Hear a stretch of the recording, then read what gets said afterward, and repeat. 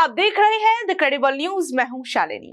देखिए, वैसे हमारे मोदी जी कोई रैली करने जा रहे हो तो वो कोई ऐसी वैसी साधारण रैली तो नहीं करते हैं।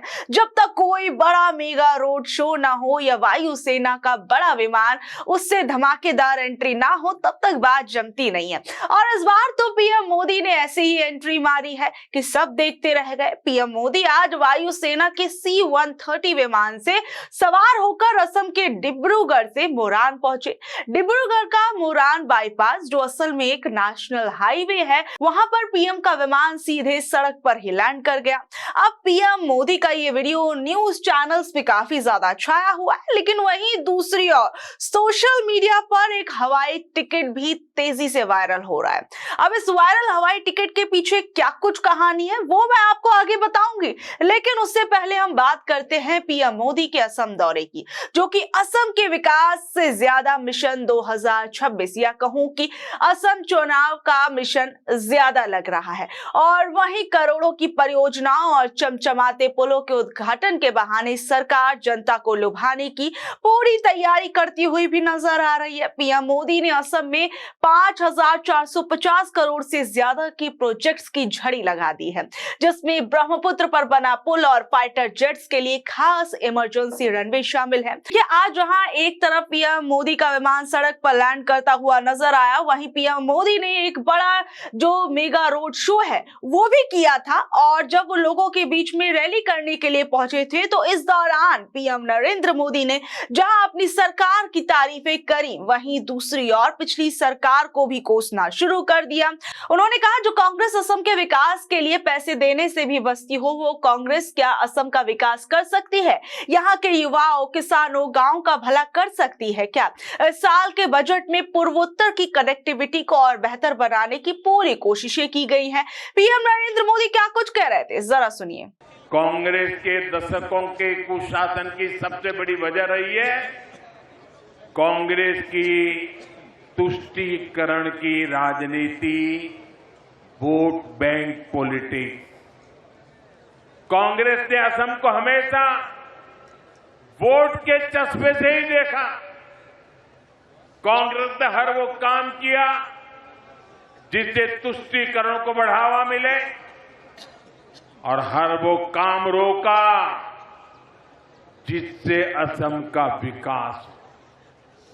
कांग्रेस के समय केंद्र सरकार की योजनाओं को असम तक पहुंचने में भी बरसों लग जाते थे, लेकिन साथियों, बीजेपी ने असम के विकास को, नॉर्थ ईस्ट के विकास को हमेशा। अब देखिए, जैसे ही असम के अंदर चुनाव नजदीक आ रहे हैं, वैसे ही वहां पर एक के बाद एक उद्घाटन जो है वो किए जा रहे हैं। और ये भी आप जान लीजिए कि इस बार असम को चुनावों से पहले क्या कुछ दिया जा रहा है। पीएम मोदी डिब्रूगढ़ के पास एक खास इमरजेंसी लैंडिंग सुविधा पर उतरे और ये रनवे की तरह काम करने के लिए एक सड़क बनाई गई है, जिससे युद्ध या इमरजेंसी के समय लड़ाकू विमानों और हेलीकॉप्टर्स को उतारने के लिए बनाया गया। पीएम मोदी ने गुवाहाटी में ब्रह्मपुत्र नदी पर बने कुमार भास्कर वर्मा सेतु का भी उद्घाटन किया। ये पुल 6 लेन का है और इसे बनाने में करीबन 3,030 करोड़ रुपए खर्च हुए हैं और इससे गुवाहाटी के दोनों किनारों के बीच का सफर कहा जा रहा है कि आसान हो जाएगा। पीएम ने IIM गुवाहाटी के अस्थायी कैंपस का भी उद्घाटन किया है, जिससे वहां के युवाओं को मैनेजमेंट की पढ़ाई करने का बेहतर मौका मिलेगा। साथ ही उन्होंने नेशनल डेटा सेंटर की भी शुरुआत की है, जिसमें पूर्वोत्तर राज्यों में इंटरनेट और डिजिटल सेवाएं और मजबूत होगी। लेकिन अब सबसे बड़ी बात और सबसे बड़ा सवाल यहाँ पर ये उठता है कि क्या जो ये उद्घाटन चुनावों से पहले किए जा रहे हैं या जो वादे जनता से किए जा रहे हैं, क्या आने वाले वक्त में वो पूरे हो पाएंगे? जिस तरीके से युवाओं की पढ़ाई की बात की जा रही है, IIM जैसे संस्थान खुलवाए जा रहे हैं, क्या आने वाले समय में एक मजबूत ढांचा वहां पर देखने को मिलेगा? क्या वाकई में वहां पर छात्र पढ़ते हुए नजर आएंगे या फिर सिर्फ ये चुनावी बातें और और वादे ही रह जाएंगे। और सबसे बड़ी बात मैं आपको बता दूं कि यहाँ पर पीएम मोदी ने गुवाहाटी, नागपुर, भावनगर और चंडीगढ़ के लिए 225 इलेक्ट्रिक बसों को भी हरी झंडी दिखाई है और इसमें 100 बसें अकेले गुवाहाटी को मिली हैं। और सबसे मजेदार बात आप यहाँ पर ये देखिए कि इस वक्त सोशल मीडिया पर एक टिकट जो है वो वायरल हो रहा है। ये एक फ्लाइट का टिकट है और असम के दौरे पर पीएम नरेंद्र मोदी जब पहुंचे तो उसके बाद कांग्रेस पार्टी ने ये जो टिकट है वो भी जारी कर दिया। कांग्रेस नेता पवन खेरा ने कहा कि प्रधानमंत्री असम तक तो गए हैं जो मणिपुर के बिल्कुल पास है, तो उन्हें वहां भी जाना चाहिए। मणिपुर में साल 2023 से हिंसा चल रही है और विपक्ष लगातार कह रहा है कि पीएम मोदी वहां के हालात देखने तक नहीं जा रहे हैं। और अपना विरोध जताने के लिए पवन खेड़ा ने एक अनोखा तरीका अपनाया। उन्होंने सोशल मीडिया पर गुवाहाटी से मणिपुर की राजधानी इंफाल तक की एक हवाई टिकट की फोटो डाली और कहा कि उन्होंने प्रधानमंत्री के लिए ये टिकट जो है वो बुक कर दिया है, अब उन्हें बस विमान में बैठकर मणिपुर के लोगों का दुख दर्द बांटने जाना चाहिए। और उन्होंने तंज मारते हुए ये भी कहा कि उनके पास पीएम का नंबर नहीं था, इसलिए वो सोशल मीडिया पर टिकट दिखा रहे हैं। इस बात को लेकर अब सोशल मीडिया पर भी राजनीति गर्मा गई है। जहां कांग्रेस इसे मणिपुर की अनदेखी बता रही है, वहीं सत्ता पक्ष इसे सिर्फ एक राजनीतिक ड्रामा कह रहा है। लेकिन सबसे बड़ी बात यहां पर यह उठती है कि जब पीएम मोदी असम जा सकते हैं, पीएम मोदी तमाम विदेशी यात्राओं पर जा सकते हैं, तो क्या पीएम मोदी हमारे देश के ही एक राज्य के अंदर नहीं जा सकते जो पिछले कुछ सालों से हिंसा की आग में झुलस रहा है, जहां के लोग अभी भी परेशान हैं। और अभी हाल फिलहाल में भी हमें हिंसा की कई घटनाएं मणिपुर के अंदर देखने को मिली थी। और सबसे बड़ी बात तो आप यहाँ पर ये देखिए कि आज पीएम मोदी जब रैली के अंदर बोल रहे थे तो उन्होंने पुलवामा हमले के अंदर मारे गए जवानों को भी याद किया। पीएम मोदी ने कहा कि मैं इस हमले में जान गंवाने वाले मां भारती के वीर सपूतों को नमन करता हूं। इस आतंकी हमले के बाद भारत ने जिस तरह आतंकियों को सजा दी वो पूरी दुनिया ने देखा। कुछ लोग तो आज भी कांप रहे हैं। और इस दौरान पीएम मोदी क्या कह रहे थे, जरा एक बार सुनिए। साथियों, आज देश को सिर्फ एक और इमरजेंसी लैंडिंग स्ट्रिप नहीं मिली है, ये इस बात का भी प्रमाण है कि नया भारत अपनी सुरक्षा के लिए हर तरह से तैयार हो रहा है।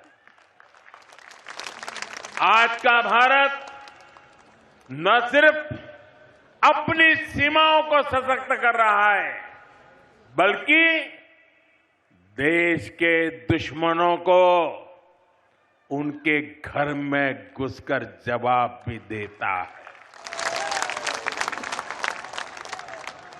साथियों, आज ही पुलवामा हमले की बरसी है। मैं इस हमले में जान गंवाने वाले मां भारती के वीर सपूतों को नमन करता हूं। इस आतंकी हमले के बाद भारत ने जिस तरह आतंकियों को सजा दी वो पूरी दुनिया ने देखा है और कुछ लोग तो आज भी कांप रहे हैं। अभी आपने भारत की ये शक्ति ऑपरेशन सिंदूर में भी देखी है। देखिए, सबसे बड़ी बात यहाँ पर यह उठती है कि पीएम मोदी ने जो कुछ कहा कि पुलवामा हमले के लोगों को जो है वो सजा दी गई, तो सबसे बड़ा सवाल यहाँ पर यह उठता है कि इस पुलवामा हमले के बाद भी भारत को पहलगाम जैसा हमला क्यों देखना पड़ा, क्यों देश के आम लोगों को अपनी जान जो है इस पहलगाम हमले में गंवानी पड़ी। और आज भी लोग पुलवामा हमले को कुछ इस तरीके से याद करते हैं कि आज भी इस सवाल का जवाब नहीं मिल पाया कि वो RDX कहां से आया था, वो गाड़ी किसकी थी और जवानों को हवाई मार्ग से क्यों नहीं भेजा गया था, हमलावर कौन थे और इसके पीछे किसका हाथ था। अभी भी इन सवालों के जवाब भारतीय जनता पार्टी से लोग पूछ रहे हैं। वहीं सबसे बड़ी बात आप ये देखिए कि पीएम नरेंद्र मोदी अपनी इस रैली में बोल रहे थे कि कांग्रेस पार्टी ने लोगों को बांटने का काम किया। तमाम तरह के आरोप जो है वो पिछली सरकारों पर पीएम मोदी लगाते हुए नजर आए, लेकिन क्या वो अपने प्रदेश के मुख्यमंत्री हेमंत बिस्व शर्मा के हाल फिलहाल के बयानों को नहीं देख पा रहे हैं। अभी हाल फिलहाल में जिस तरीके से हेमंत बिस्व शर्मा का एक वीडियो वायरल हुआ, जिसके बाद काफी ज्यादा बवाल हुआ और हेमंत बिस्व शर्मा के मियां मुसलमानों पर जिस तरीके से बयान जो सामने आए हैं, क्या पीएम नरेंद्र मोदी को अपने मुख्यमंत्री के ये बयान नजर नहीं आते हैं? या फिर सारी बातें पिछली सरकारों पर डाल देने से आज की जो समस्याएं हैं या आज की जो परेशानियां हैं क्या वो खत्म हो जाएंगी? और सबसे बड़ी बात आप ये देखिए कि पीएम नरेंद्र मोदी ये तक कह रहे थे कि कांग्रेस के समय में जब भी सेना के लिए हथियार खरीदे गए तो उसका मतलब होता था कि हजारों करोड़ों रुपए का घोटाला। आज देश अपनी सेनाओं को मजबूत कर रहा है। भारत अपनी सीमाओं पर शानदार हाईवे, शानदार टनल, ऊंचे ऊंचे ब्रिज बना रहा है, देश की सुरक्षा बढ़ा रहा है। लेकिन अभी सबसे बड़ा सवाल ये उठता है कि पीएम नरेंद्र मोदी जो ये बात कह रहे हैं कि हमारे देश की सीमाएं सुरक्षित हो गई है, या फिर जिस तरीके से जो हमले कांग्रेस सरकार के समय में होते थे या जो घोटाले कांग्रेस सरकार के समय में होते थे, क्या वो आज के समय में बिल्कुल रुक गए? अभी हाल फिलहाल में हमने देखा कि किस तरीके से दिल्ली के अंदर एक बड़ा हमला हुआ। दिल्ली के इस हमले के अंदर कई लोगों को अपनी जान गंवानी तक पड़ गई। वहीं दूसरी ओर हम देखते हैं कि अभी पहलगाम हमला, मैंने जैसे कि आपको बताया कि वो हुआ, उसमें देश के आम लोगों की जान चली गई। तो कैसे पीएम नरेंद्र मोदी कह सकते हैं कि आज का भारत जो है वो पूरा सुरक्षित भारत है? और इसके साथ साथ पीएम नरेंद्र मोदी क्या कुछ कह रहे थे, जरा एक बार आप उन्हें सुन भी लीजिए। साथियों, आज की कांग्रेस हर उस विचार, हर उस आतंकी को कंधे पर बिठाती है जो देश का बुरा सोचता है, जो लोग देश के टुकड़े टुकड़े करने का सपना देखते हैं, जो लोग नॉर्थ ईस्ट को भारत से अलग करने के नारे लगाते हैं, वो कांग्रेस के लिए पूजनीय बन चुके हैं। आजादी के समय मुस्लिम लीग ने देश का बंटवारा कराया।